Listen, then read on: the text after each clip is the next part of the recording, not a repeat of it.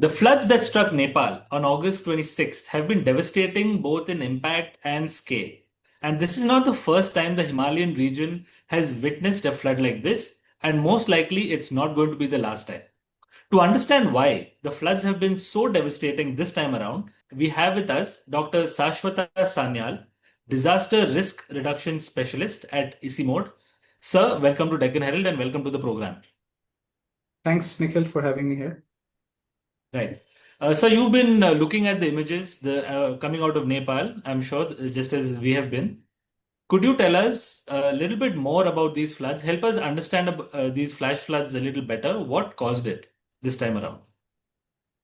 So these are all based upon the preliminary reports that we are receiving right now. So we have to do a detailed assessment, but I'll give you an understanding of based upon whatever information that we have in our hand right now.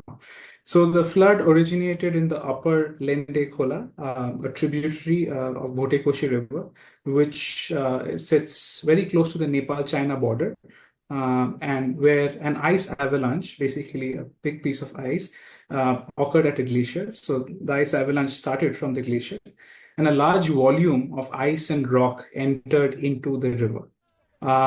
And that created a surge of water, sediments that were already there, and the boulders is because it's a mountain. We are talking about how high mountain areas, so there were boulders as well. So those got pushed down the Bhote Koshi into Trishuli. So these are different rivers that it got pushed into. And the assessment is currently ongoing by multiple agencies and multiple sites. And current work basically focuses on analyzing the cause and the whole process. So we are trying to basically back engineer based upon whatever information we have. So that's all we have right now. I won't be able to state a confirmed trigger as such, but what we know as Right. of now, it started as an ice avalanche. We saw initial reports attributing this flood to a phenomenon called GLOF, Glacial Lake Outburst Flood. Is this accurate, do you think? No, that much we can ascertain now. It is not glacial lake outburst flood. It was an ice avalanche. So glacial lake outburst flood basically are lakes which are made because of retreating glaciers because of warming climate. So there are huge lakes, and then there are moraine dams and basically which fail because of warming climate also. And so this was not a GLOF. The thing that happened yesterday was not a GLOF. Right. When we look at the images, what one thing that we're seeing is that the volume and force of the water has been quite unlike anything that we've seen in the recent past.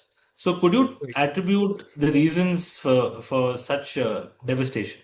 I would describe this as an exceptional speed and magnitude rather than comparing it to any of the past events because every event is quite unique in this region. Um, in some places, Trishuli, the river we are talking about, rose as much as 9 meters in about 30 minutes. And 7 meters in some places. So there has been a range of different heights that the water has reached. And the force basically that came was in the flow. It's not just water. There was ice. As I was mentioning earlier, there were sediments. There were large boulders moving through very steep and narrow gorges. So that basically gave the force that you would not see in a plane. So it's because of the how the geography is in that particular region of Hindu-Kush Himalaya. So that's why there was this force. And the debris that was accumulated at the glacier outlet uh, appears to have been actually pushed down in the process as well. And there's a debris dam lake now formed there. We are also closely monitoring that particular lake and whether the debris temporarily is blocking and releasing the river, and whether there can be further more events, we are not very sure. But that is something that we are trying to analyze. There might be something similar coming up as well in the near future in the same area.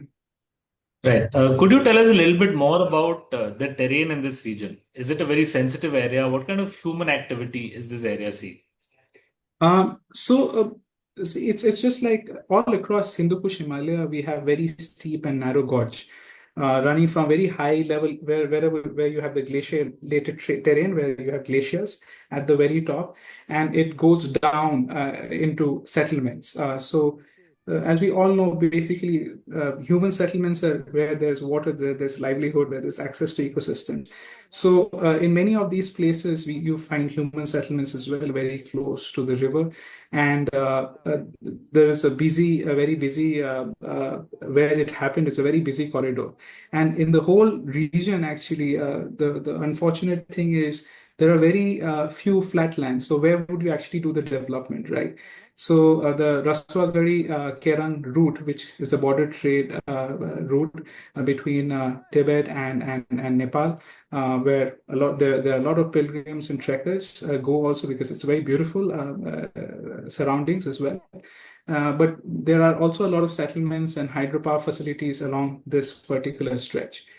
So across HKH, actually, it's not just particularly here. When you go to high mountain areas across the Hindu Kush Himalayas, you will find steep, narrow gorges running out of the high glaciated terrains. So you will find these very narrow valleys to make it simpler, where people are living in their settlements. And hydropower also works well in this because it can stop water and you can generate resources from there. Yeah. Right. Could you tell us about the ice avalanche itself? What caused the ice avalanche, and is that something which is common in the Himalayan region? So it's not the first time that it has happened, and over the years we are seeing more and more events, cryospheric hazard events happening in Hindu Kush Himalayan region. And as something that I always keep on saying is that we should not just talk about these kind of events after a disaster. We have to start talking about it before disasters. That's disaster risk reduction.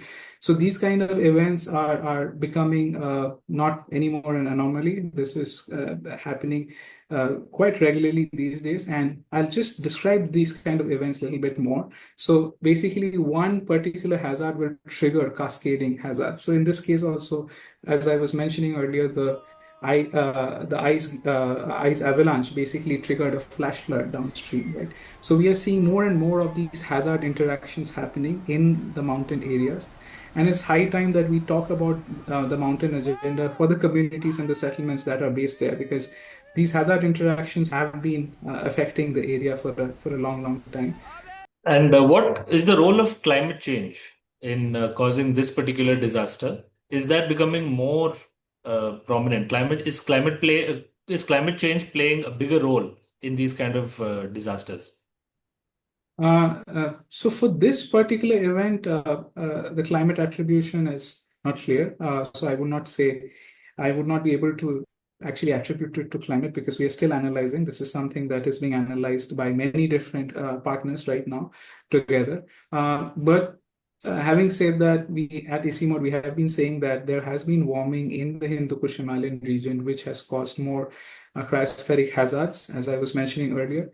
And this is because of the warming of climate.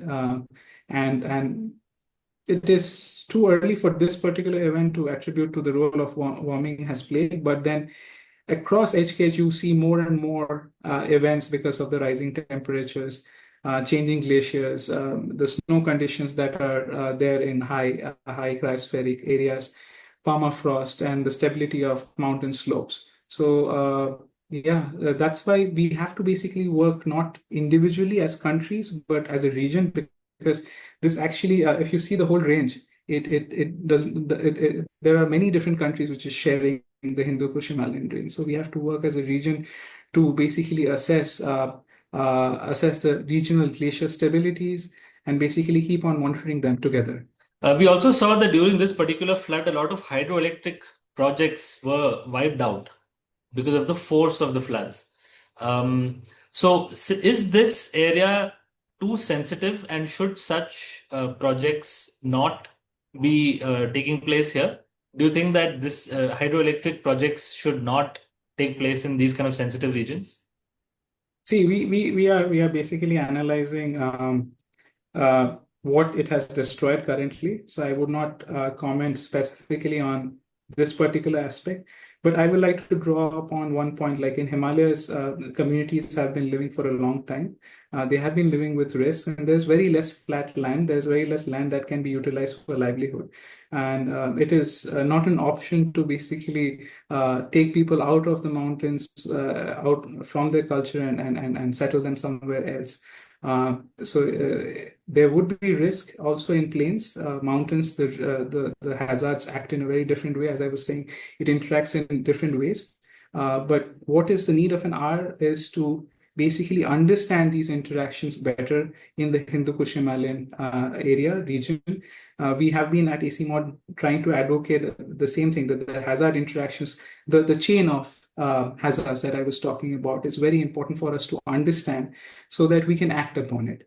So that is the need of the hour, rather than saying whether we should have that question is for later. But for right now, I think there needs to be more awareness of these kind of events that we are seeing more often. And once we understand these events properly, once we understand these scenarios properly, then only we can go to other questions on how development Do should you, happen. right, Yeah. right. Do you think we're seeing a change in the frequency of these glacier-related hazards? Uh, yes, you can say that there's increasing frequency of cryospheric hazards, and it's becoming more and more visible than before. The pace of change, the change that we are talking about, the hazard interactions, the cascading nature of these hazards, it's fast enough that the current efforts are struggling to keep up. What I mean is that that I was talking earlier, it's very difficult to understand. These are very complex hazards in very complex geographies that you have to basically understand different scenarios. So the efforts need to be sped up furthermore. And in this particular valley, specifically in the last 1 year, 14 months, we have seen it happen twice because of different reasons. Most probably, the reports will also confirm that. But there is a regional pattern across the whole of HKH. So the warming climate, again, I just want to be very clear. I'm not attributing climate or warming for this particular event, but then overall, there's a regional pattern that we are observing, that these kind of events are happening more frequently, and the intensity is also higher. Right. Are there any early warning signs that you think scientists and local communities can look at? See, these areas, if we go really high up, it's where it's originating, it's not very populated. So it's very difficult to basically monitor across thousands and thousands of kilometers which are uninhabited. But having said that, I was talking a little bit earlier about having some kind of assessment for regional glacier stability. So there are glaciers that are melting, which is a fact, and we need to basically have a regional understanding and assessment across the different countries and monitor these glaciers more closely going forward. What kind of how much visibility do we have in Tibet right now? Do we know what's going on?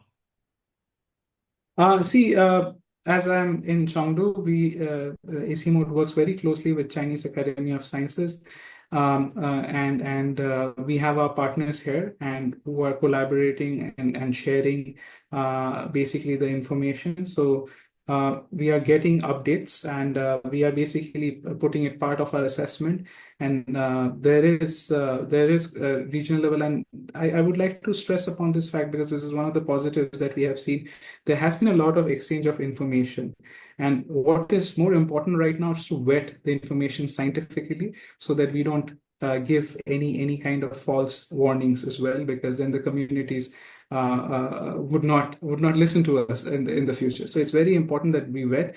But having said that, the team, our team at ICIMOD, we are working very closely with our partners, regional partners here in China, who do have information, and they are trying to basically assess, because right now there's nobody in the field. We have to understand. So mostly it's Earth observation, satellite imagery that we are basing the assessment on. Right, right. Thank you, sir. So, just to sum up what you said, the glaciers are melting, but it's too soon to attribute any reasons for these flash floods in Nepal. But we'll keep an eye on this news and we'll let our audience know as things develop. Thank you for joining us. Thank you so much, Nikhil, for having me.